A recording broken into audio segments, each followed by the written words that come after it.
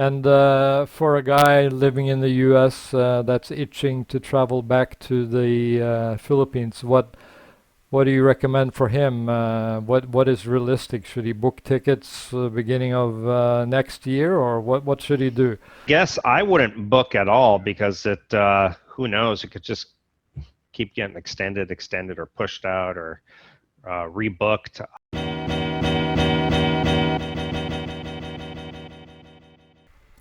Those are the words of Gio from Dumaguete, and then you can couple that with the recent statement from the Department of Tourism in the Philippines, and you really can wonder what or when can we get back into the Philippines. Tell you it will be maybe middle of next year, but to be back to pre-COVID days, at least 2 years, 3 years, 2022, 2023. You have seen probably, as a lot of expats have seen, the tourist department in the Philippines is announcing that they don't think international travel is going to be getting back to normal or anywhere close to normal for at least 2, perhaps even 3 years. What's your opinion on that? Is that for real? Is it? Well, I guess it's going to depend on a couple things. One, if a viable vaccine comes out, and I suppose two, I think they're looking at other countries that are going to start opening up, like the bubble tourism, where they'll open up certain sections and only to limited countries and only limited amount of people. And I think they'll probably see if that's successful, and then they might do something similar themselves. So I guess we'll have to see. I don't think this country can really sustain. I mean, they're at like 48% unemployment already. So I think they're going to do everything they can to open it quicker. I think it's just a lot of talk right now, but Yeah. who knows? Yeah. So where you're living now, is it lockdown time still, or can you move about as normal, go to the grocery store, restaurants, or whatever?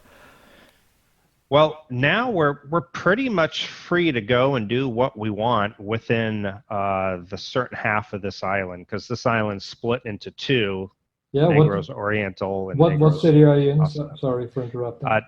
Dumaguete. Oh, okay, good. Yeah. So So, other than masks, and a little bit of social distancing, really everything is pretty much back to normal here. oh, really? Okay. So there's people on the street and there's no checkpoints or things like that? You'll still find the checkpoints, but they're kind of few, far, and in between. Sometimes they're there, but they're not manned. They're at lunch or they're who knows where. But yeah, I don't really see a lot of activity at the checkpoints anymore. Oh, okay. But if they are there, what do they ask for? Is it like a pass, a government pass? What do they want if they do stop you? In the beginning, yes, they were looking for passes and things like that, but now they're simply looking. You got your helmet, you got shoes on. They don't want you to wear they call them slippers here, or flip flops, Right. and they want to make sure you've got the mask and everything, and that's really about it. Oh, okay. Early on, it was totally different, but now that's all they seem to look for. Oh, okay. And for a guy living in the U.S. That's itching to travel back to the Philippines, what do you recommend for him? What is realistic? Should he book tickets beginning of next year, or what should he do? I guess I wouldn't book at all because who knows, it could just keep getting extended or pushed out or rebooked. I would just find someplace else to hang out if you really have an itch to go somewhere on vacation or live. I would go hang out in a different country for a while and just wait. I wouldn't just sit there waiting on the Philippines because we really have no idea when it's going to open. Or it could be a long time. Could be, Yeah. I saw an article out of the in Thailand, where they are allowing now, starting October, people to come back If you have this new type of visa they are introducing, it's a 3 months I think visa and it's extendable, but you got to go into quarantine and you have to pay for your stay at a government hotel or whatever, anywhere between $1,000 to $5,000 US dollars for like a 2 week stay. So it looks to me like yeah, they're wanting the tourists back, but it's going to cost some money to get in there. Yeah. And honestly, I don't think it's a real viable option for most people, unless Thailand is a place that you're actually going to move to. Then I suppose you're like, okay, here's my chance to get in. I'll pay the money. But for somebody who just wants a extended or a longer vacation, I can't see anybody paying that amount of money and sit in a hotel for 2 weeks. Um, Right. so we'll see. Maybe they'll open that up October 1. They won't get a lot of people, and then maybe they'll like, well, maybe we need to revamp it a little bit. I don't know. We'll find out. Right, but it is interesting to see that they're trying to do something about tourists. For a long time, it's like the Philippines. They want to do domestic travel. Foreigners are totally banned. But maybe now with Thailand leading the pack here, so to speak, Philippines will start thinking about doing something similar. What do you think about that? That's what I'm thinking. I'm thinking they're going to kind of sit back and see what happens with like Thailand and even Vietnam is just came out saying they're going to open up, same type of thing where they will have just limited amount of people and only from countries that have handled the virus well is what they've said. Oh, I okay. don't ha- I Did don't they? have a lot of info on it yet, but Yeah, yeah. Where I'm staying in Taiwan, they have a very good control on the virus. Everything seems to be pretty much as normal. The only time I have to wear a mask is if I go to the grocery store. So everything else is just normal. So that will probably be on a list of safe zone countries, but y- you don't know what these government officials are going to do. Sometimes I wonder what they're thinking with some of their policies, but that's another topic. Sweden, they basically were open during the whole pandemic, and there's people that argue that that's not a bad approach. I agree. Yeah. So who knows?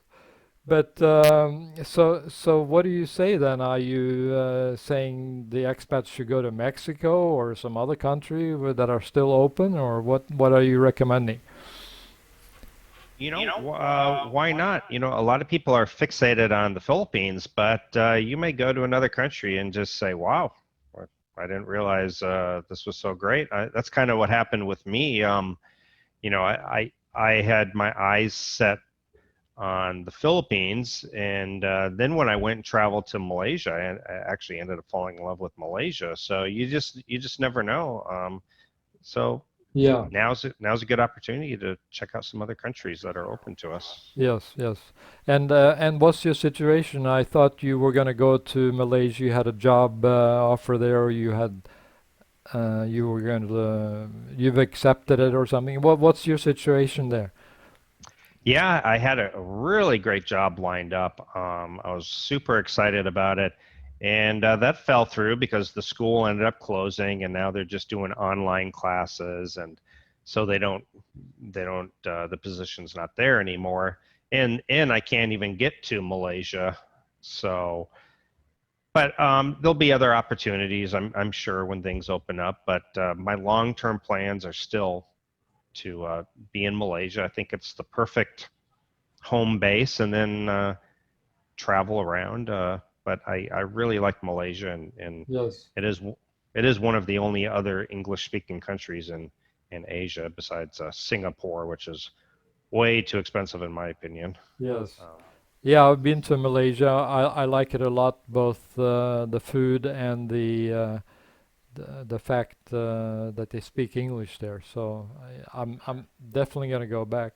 But what are your options work-wise now? Are you still doing English teaching? Is that how you kind of supplement your income?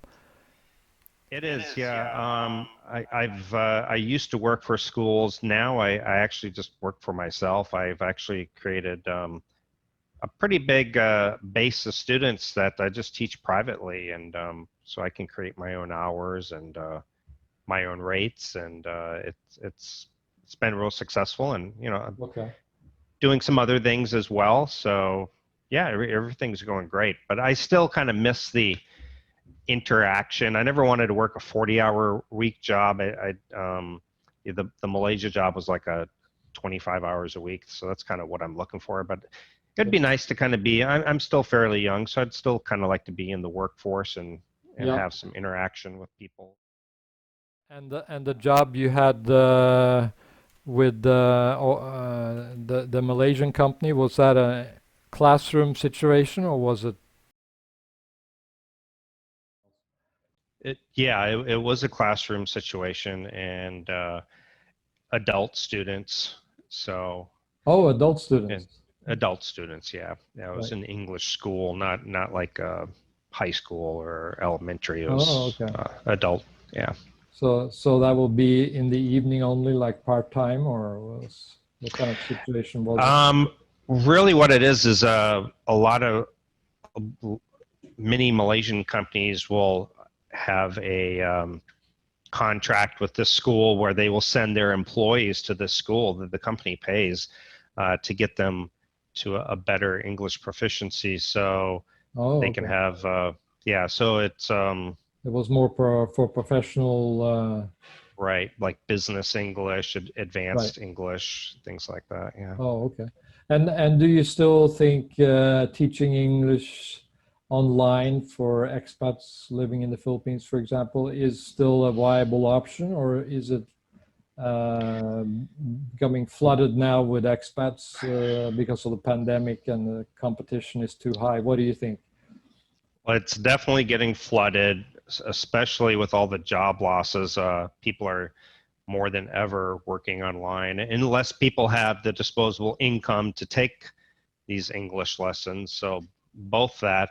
But Oh, even in the beginning, I don't think you can count on that as like a main source of income. I think it's a very dangerous thing.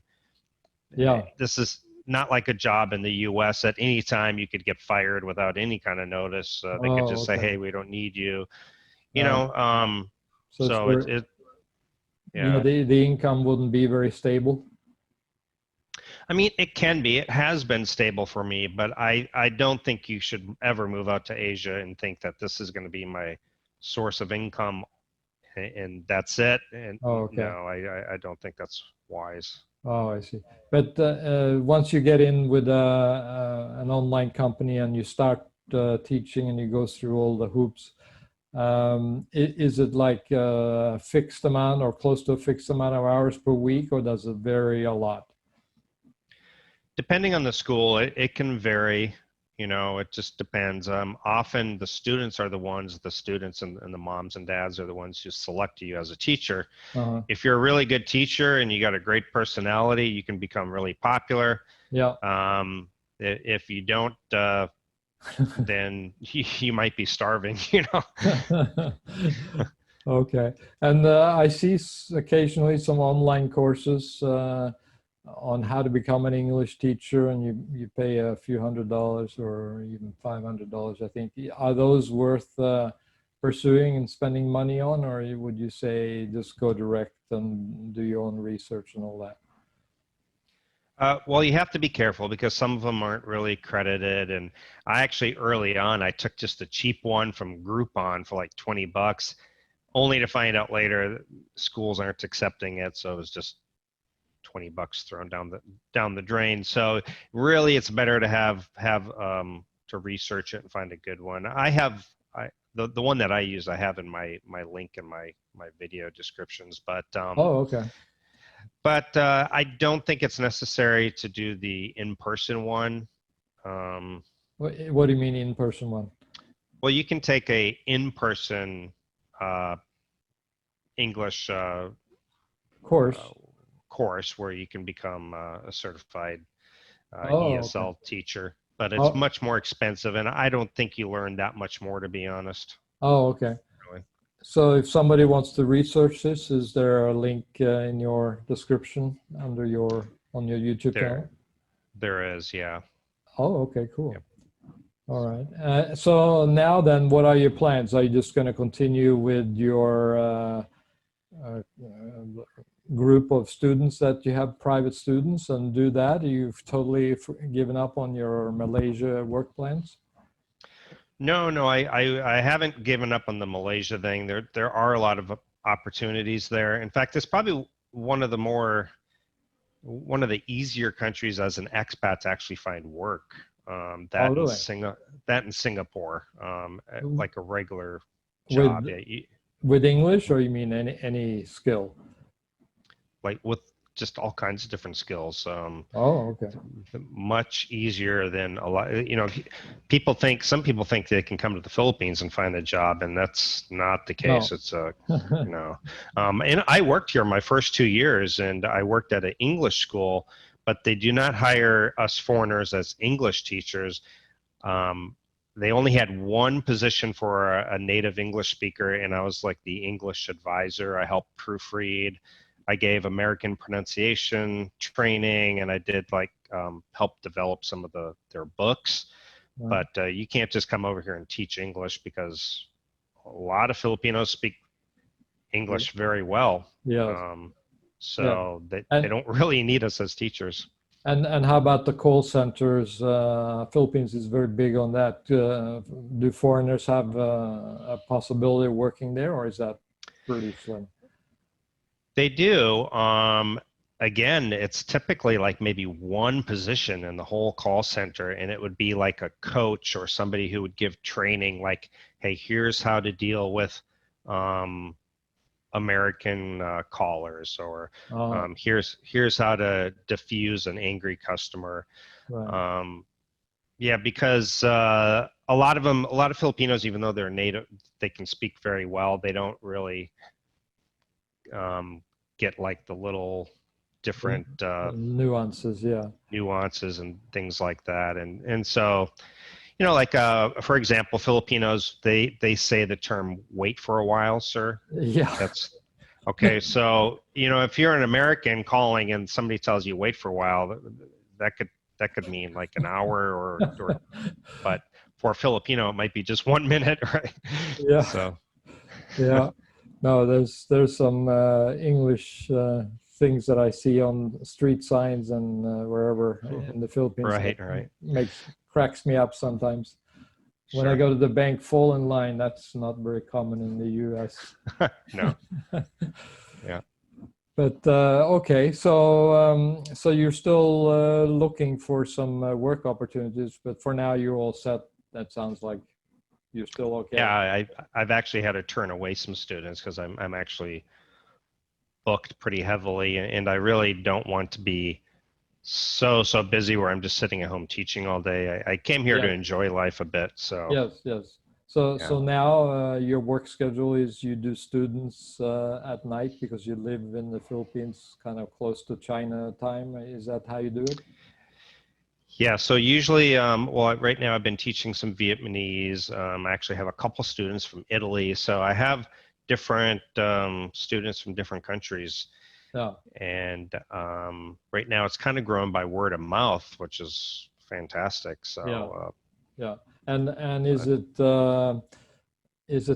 okay to ask what a guy could expect to make per hour, not with private students, but just working for a school? What kind of salary or per hour could he make?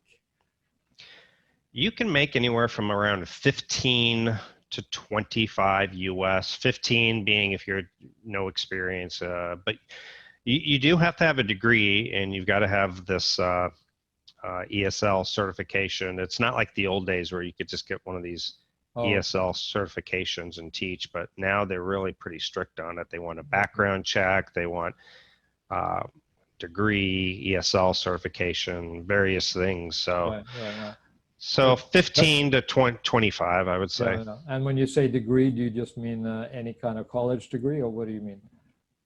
It could be underwater basket weaving. It really doesn't Yeah. matter as long Yeah. as it's a bachelor's Right, degree. right. Yeah. And the ESL course, is that something you can do online for a few bucks, or is that difficult to get? Well, a good one will cost you around a couple hundred. Oh, really? Yeah, that's the one that I was talking about that I have in my YouTube Oh, okay. descriptions. Yeah. Yeah, yeah. We'll refer people to that link. And then, so you right now you teach English both in the morning and sometimes at night. It depends where they're calling in from. Right. I usually don't do mornings, like, because I've got my routine. I like to wake up, exercise, grab a coffee. So I like my mornings free, but afternoon and early evenings usually. Yeah. Oh, okay. So do you have weekends pretty much fully free, or they work related as well? Right now I only have a class like on Saturday afternoon, Oh, okay. but Sunday I keep free. Okay. And when do you have time for dating or hanging out with a significant other? When do you do that usually? Well, I have time really every day. I really don't work so much. Oh, okay. So I only work about 15 hours a week. Oh, okay. That's not so much. All right, all right. So that's your sole source of income in the Philippines, or you have other sources? No. I make a little bit off of YouTube and the affiliate links. Right. I started a designing T-shirts not too long ago, and I actually went um, and I started designing for a couple of different places, and I've been advertising, Oh, and I've been selling a lot.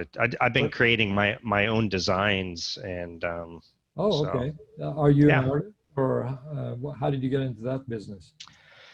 You know, I started just a Geo in the Philippines T-shirt, and then I put on the back of the T-shirt, I put a couple of common Filipino sayings like "Sorry, out of stock, sir."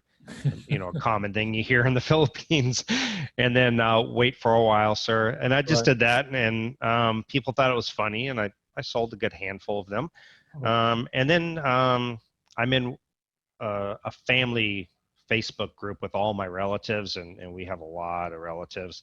So Yeah. I made a T-shirt for an upcoming family reunion, and then Oh, okay. a lot of family members were like, "Wow, you did really good at this. You should think of doing a design." And so I Oh, started creating some other stuff, and is then yeah. yeah. I see. And So do you have a link to this business in below your video, or where can people go? I do for the Geo and the Philippines stuff. The other stuff I kind of keep private. Like I kind of Yeah, want to be anonymous that it's me. But the Geo and the Philippines link is in there if you want to. yeah. Sorry, out of stock T-shirt. But yeah, I wore one the other day, and actually even Filipinos found it very funny. They were laughing. So I mean, they hear it all the time too. So it's And, funny and to how me do too. you ship? I mean, if a guy lives in the US, how can where do they get the T-shirt from? Is it shipped from the US, or where is it shipped from? Shipped from the US. I don't like make up the shirts or anything. They just buy it, and the company prints it and ships out directly to them. So I And don't and have you to have do it. different sizes, different colors, or how does it work? Different styles, colors, Oh, okay, cool. keychains, stickers, hats, Yeah, everything. yeah. And Yeah. what's the typical price for a T-shirt like that? It depends. I think anywhere from like $15, $16 up to, like, if you want a hoodie, it's going to cost you like 45, depending on Oh, what okay. type of hoodie or something. So it just Oh, cool. depends, but Yeah, wide range. yeah. Yeah. So no, that's interesting. I'm thinking about going back to the U.S. This week. I'm giving up on waiting for the Philippines to open up. So I've been in Taiwan now for about 6 months, and I wasn't planning on making it that long. I was just planning on staying here for a couple of months while the virus was passing through the Philippines, but it doesn't look like it's gonna finish anytime soon. Uh, Finish anytime soon. no. Yeah, and And what do you think about the virus? I mean, Duterte is running around talking about accepting vaccines from Russia and China and anywhere he can, I guess. Do you think that's going to open things up again once he gets that, or what's your take on that? Well, if the vaccine is a viable vaccine and it works, then I don't see why not. I guess why would they keep things closed? But I do see like some of the countries like Vietnam and Thailand, I see a shift in the way they let foreigners enter in the future. I think you're going to have insurance. Like some of these other countries are saying you have to show proof of insurance, so I think some things might change. Right. But I think I think it's possible if a vaccine comes out. I'm not the most knowledgeable guy on that stuff, but I don't see why not. You know. Yeah. Yeah, no, I see it can go in many directions. I mean, the airlines is one thing, what they require and what they want, and then you've got the governments, Sure. what they want. And then, there's some resistance against mandatory vaccinations, and people in the US especially are very freedom oriented. They probably Hmm. won't, a majority of them probably won't take a vaccine, even if it is available. So what are they going to do when they want to go on vacation? Are they forced to take a vaccine even though they don't want it, just so they can have a vacation? It's going to be interesting. Yeah. Interesting times to see what's going to happen. Uh, Yeah, no, but no, it's very interesting. I've basically given up on waiting for the Philippines, so I'm going back to the US. That's what I'm planning, and then look at things sure. freshly next year. Um, let's see, what other things can we talk about today? Well, we were going to talk about, I suppose, some other countries that are options, I suppose, for Yes, some people. that's true. So, Yeah, we mentioned Thailand. hmm. You said you've heard some things about Vietnam and maybe Malaysia moving in a direction of opening up. Malaysia, I'm not sure on, but Vietnam has recently come out, and I just read an article. It'll have something similar to what Thailand is doing. I Okay. don't have a lot of details on it. Yeah. As far as the only other thing in Asia is you do have South Korea. As an American, you can go there for 90 days with no visa, but after 90 days, then you got to go back to the U.S. or something. Yeah. But there's a lot of, I know a few of my viewers have went to Mexico, and they're pretty happy there, Yeah. pretty free down there. And I've got another friend of mine who went to Turkey, and he's enjoying it. Oh, okay. And So and what's life like in places like Mexico? Is that just a tourist spot, or can you interact with the locals and find a girlfriend and all that stuff?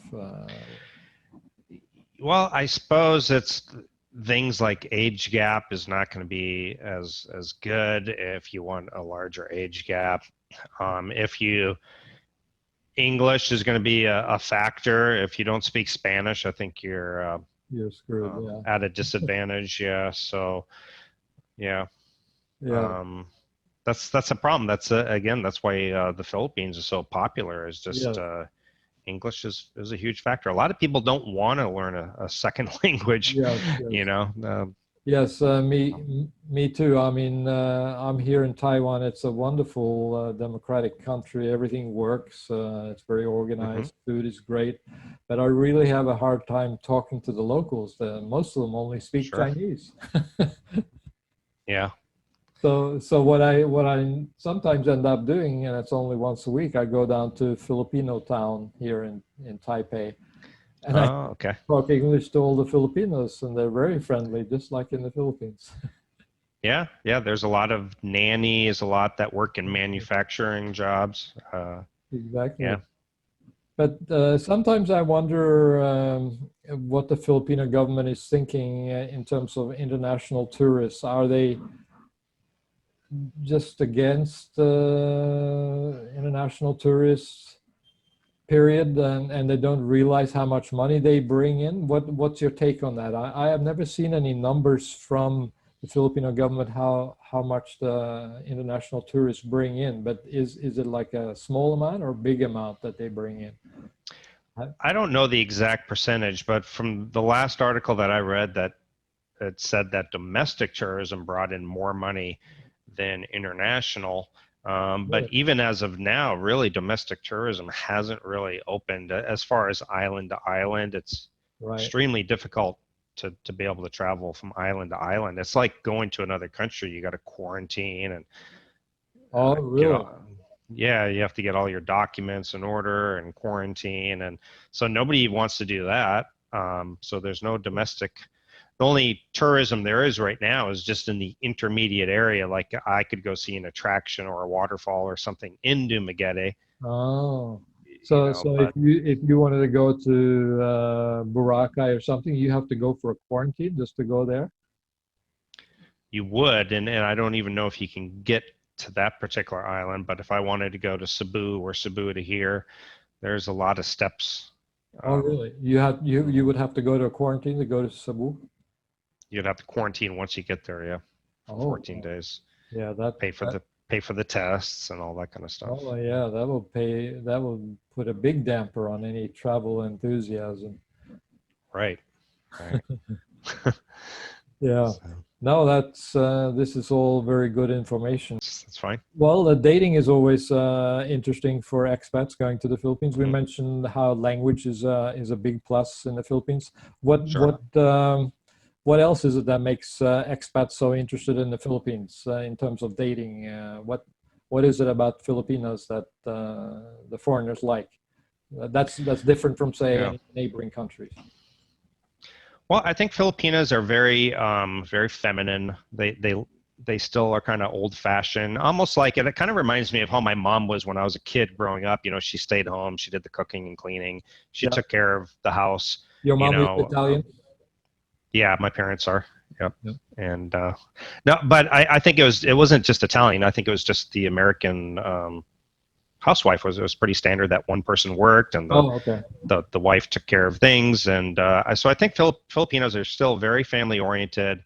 Yeah. They're very caring for their husband or boyfriend.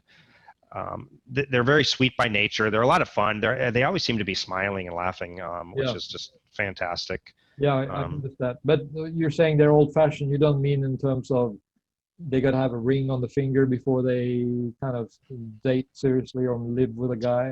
What's your take there? yeah, I think they're pretty open to things like that as well. Like I don't think they necessarily need it. There's plenty of Filipinas that are living with their expat boyfriends without being married or engaged. So I think they're pretty open to that. But Right. of course, I just like any girl, I think they dream of marriage and walking down the aisle and a family. Oh, okay. The Philippines is very family oriented. They all want a kid, Yeah. much more so than their Western counterparts, or even other parts like you got Japan and Taiwan and China. The population is actually in a decline because nobody's having kids anymore. But Yeah. that's not a problem in the Philippines. Yeah. Yeah. So an older guy who's been married before, he doesn't want to do that right away. Can he hang out and or live with and date a Filipina for a long time, or is she gonna at some point just say, "Sorry, I'm gonna look for a guy who wants to give me a baby or get married and so forth"? What's your take on that? Well, I think they all want that. A lot of them will accept because they know they're getting sometimes a better life. It's an Right. opportunity for them to have a better life. Right. But I think it'll always be in the back of their mind, and I think they're kind of hanging on to the hope that you will change your mind about marriage and maybe have a kid. Right. But I think a lot of them will accept it. But I still think in the back of their mind they really are Yeah. hoping you'll Yeah. possibly So how change your long mind. could you date or live with a Filipina in the Philippines before that whole topic starts raising its head? Couple months. I don't know. No, I don't know, honestly. I suppose it differs from each girl. Yeah. Some might be okay with it forever. I mean, they still may be in the back of their mind always say, oh, I missed out on having a family and a kid. Right. And others may just accept it and be okay with it. And others may say, you know what, this guy's not serious. And after a few months, look for greener pastures. I don't know. Yeah. Yeah. Interesting. So, Yeah, no, thanks for the clarification there. But sure. looks like it's going to be a few months, if not a few years, before travel is going to open up and be normal again. Yeah. And who knows what the new normal is. Hopefully the new normal will be the old normal. Hopefully we don't have to say this is the new normal, but I don't know. Yeah. Would you want to be first in line to start taking Russian vaccines or whatever if they introduce it to the Philippines? No. I mean, even the American vaccine, I really don't like the idea of a rushed vaccine. Right. I'll sit back and watch and see what the side effects are first. Yeah, that's how I feel too. And Yeah. and then there's some home remedies using nebulizers and hydrogen peroxide by some very serious Yeah. medical doctors in the U.S. But that's a whole nother topic. Yeah.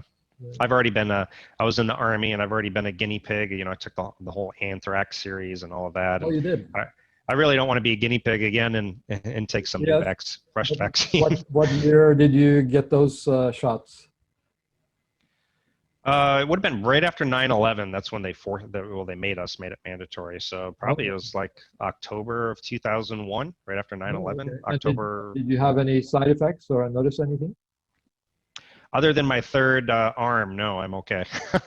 I mean, I don't think I had any Yeah. problems with it. But some people reported some problems, various problems. But who Yeah. knows? Yeah. Interesting. All right, Gio. Let's see. Any other topics we should talk about? Not that I know of. Yeah, we covered. yeah, we covered quite a bit.